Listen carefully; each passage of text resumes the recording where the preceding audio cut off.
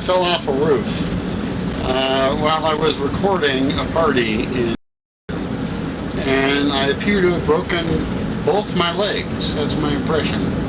They seem very broken. I'm here with really great guys.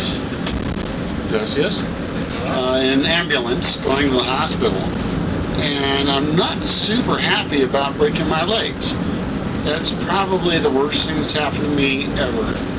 I'm not in a huge amount of pain, although there is a fair amount of pain, and I don't know what's going to happen next. This is a pretty big life-changing event.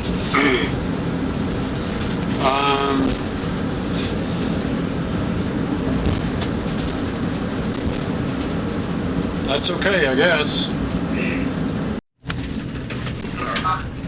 Well, one cool thing is that there's now an ambulance, or maybe even two, and there's really nice people. They've been really sweet in taking care of me. I'm probably in shock because I don't feel that much pain really, although there is a fair amount. I'm pretty good at taking a fair amount of pain. I've given my keys to the person I trust the most, and the pain is definitely increasing heavily. The thing is that what matters is what we do in life, and I feel like the world is in a huge amount of pain, and we have to focus on not being self-interested in the momentary discomfort that we experience. In fact, we should increase the discomfort of using less resources. I'm just preaching now. Fuck it. I should probably focus on me, I guess. But I don't care. I don't care about the details of my life. I mean, I've thought about, not even being here. We have to figure out how to make a better world, and the details of our individual lives are important. We're so temporary, and so we have to take care of the world at large. We have to take care of people, who are going to come after us, if there are any, because there probably won't be a lot of them if we keep treating the world the way we do. The ambulance goes over topes. There are speed bumps, and so that hurts a lot.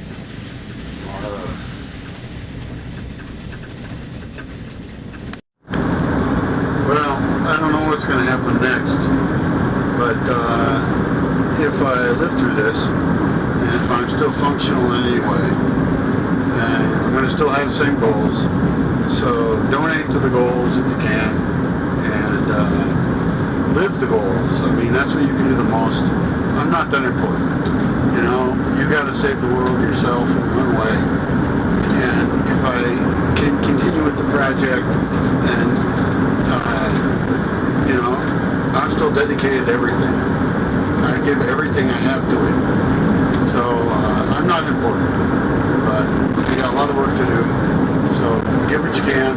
I've been very hesitant to ask, even to people who have given. I've been hesitant to say, give more.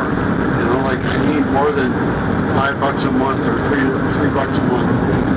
I'm doing everything I can, and I'm going to keep doing it if I can. So I don't know what the future holds, but do your best. So 5 years ago, over 5 years ago, I was in a accident, and I was in an ambulance. I just rewatched that video of me talking in the ambulance to a camera. I didn't have anything else to do anyway. I was actually in more pain than I said, because I don't really like to say I'm in pain. It seems kind of wussy.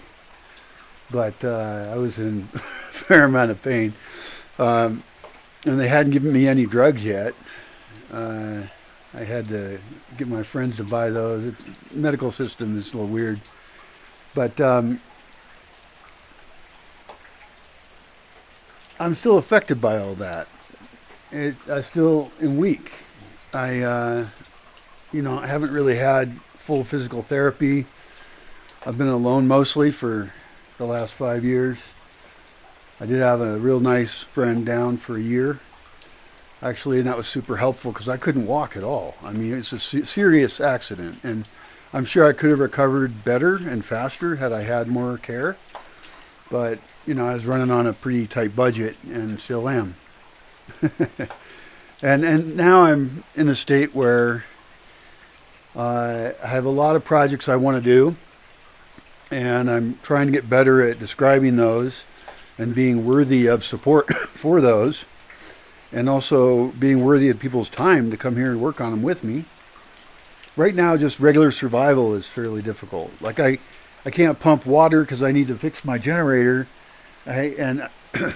Well, some of my problems are just motivational problems, but one is that I have certain things I can't pick up.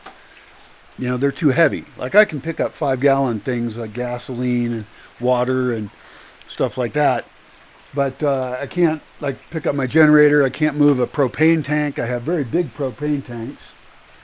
There's one over there. They're very big. They're like this tall. And I can't move one of those myself very well. I mean, it depends on how much I want to struggle, and I guess I need to work harder and struggle harder, and don't be a critical fuck about that. I mean, life here is hard to live. You know, a lot of people who live in apartments and stuff are critical of me because I have trouble surviving, and it's like, you know, I'm out here washing my clothes in the rain, which is just, I did it a little bit before. But now I'm just figured, you know, it's raining, and I have all these clothes that are dirty, and so I'll just stick them in the rain. You can see them here in the big mud puddle, or not big puddle here. And, you know, is that a smart idea? I don't know. I don't think it's going to get them not really clean, but I don't know. I have a fairly low standard for cleanliness. I think my problems now are psychological, really, more than physical. I mean, I've got physical problems because I don't care for myself well. I don't eat well. I have become fairly misanthropic, and I think that's a huge problem because like I've got, like this time of year, there's an event coming up soon at the end of this month, and I'm on couch surfing and some other places, and my profile there even says I do not accept people for that event. And I've already gotten over 20 people contacting me wanting to stay here for free during that event. And I'm not a convenient place to stay. My road sucks. And I don't want to drive these people around or be their tour guide, you know, and they think they're just one person, right? But they didn't even read my profile. My profile specifically says I do not accept people during this event, you know, and some of them I just told them that, but some of them sound really cool. Like there's this cool woman from China who does all this cool art stuff, but she wants to come for like 3 nights just to take advantage of this local event. She has no interest in the project I'm working on, and so why am I doing this for free for anyone? And so she's the last one that I haven't replied to yet, because I think I'll reply to her and say, well, I mean, what I've been replying to people is like, no, I don't host people for that. Read the fucking profile. I don't say that way. I'm still pretty rude, but I don't say that. And and so I might write to her like, well, if you were interested, like if people were actually interested in being part of the project and willing to pay anything at all, this place would once again have really cool events going on and really fun activities and stuff. And you know, I could have the kitchen functioning well, and I could have building projects and planting projects and art projects and performance projects. Super fun. But I'm so beaten down. I'm physically and mentally so beaten down at this point. You know, and I really do thank the few donors I have.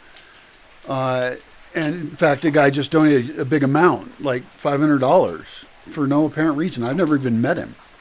Well, he's been following my stuff for a long time, so his reason is he likes what I'm doing, which is cool. And I need to make better videos I started doing it, to inspire specific projects and support for those projects, and to have really good applications for people so that we can figure out if we match up so we can have a win-win situation working together. on site or online. And so I try and still be optimistic, but it's tough. It's really been tough. And, you know, my place just gets dirtier. There's more and more animals living in buildings. And then winter's going to come. It'll get colder at night, which it doesn't get that cold, but it's chilly. You want to, you know. But, like, I don't even have dry firewood chopped. I never even light a fire. I've got leaks in my house. My top blanket is a tarp. It's ridiculous. And, I mean, I laugh at myself because I think it's ridiculous. I don't think my trust issues are me. I think it's a problem with people being trustworthy. And because I know that some people are good people. I used to know them. But I've set things up to attract bad people who are looking for victims. There are those people. Believe me, I've met them. And so I have to take the initiative to solve this problem by figuring out how to filter out and filter for good people, filter out bad people. And that's a really tricky thing to do. Once I have a base team going on, I'll be able to more handle someone coming into the system and then continuing the evaluation of them and removing them. But I'd rather never even meet them. I'd rather not even have them here. So I want to have a solution that is independent from me, like a philosophical system that people agree to, a whole bunch of social mores and norms, and you can trust them because they're branded as a good person. That's what religions do. Very bad job of it, by the way.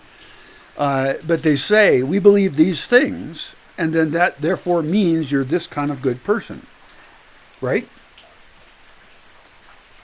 But, of course, they don't enforce that very well. There's anything that's a good brand will have fakers. Will have people taking advantage of it and say, oh, yeah, I'm that thing. You know, like spirituality in general. People are like, oh, you're spiritual, therefore you're good. No, not my experience, motherfucker. You say you're spiritual, and I assume you're a dumbass asshole. You're either a stupid victim, right? Or you're a victimizer. One of the two. And so that's one of my areas that I'm very suspicious of. On the other hand, for some people, spirituality means some kind of good things. You know, like, is the ringing cedars type spirituality kind of good? Are the people involved with wild churches kind of good? I don't know. You know, I mean, if they, like my spirituality, I usually state it as, you know, dogs and trees. I believe in the physical reality that we exist in. I'm a philosophical materialist. That's Charvaka, I think, in Hindu materialism philosophy. If you want to be all foreign about it, because some people find spirituality is cooler if it's exotic, right? It's a huge, huge problem. The more mysterious it is, and the more not making sense it is in your cultural framework, the more they're attracted to it. Bad way to be. But that's what I got to recover from. And I think I could actually recover pretty quick if I get the right people here. Some of those people working on the physical infrastructure. Others working on the financial infrastructure.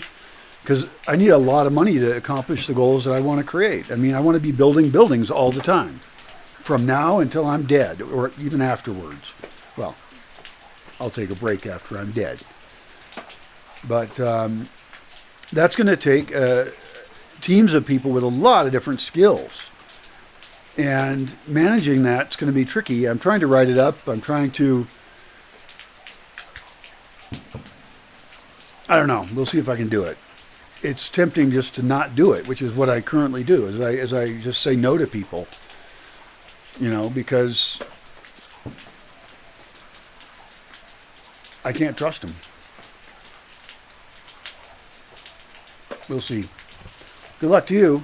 I really hope you do a better job of life than I do. Although, in many ways, I'm very happy with how I've done things. I've managed to not directly be part of the problem. I've removed myself. If I remove myself anymore, I'll be dead. And I'll be dead sometime anyway. So, you can all look forward to that. Goodbye.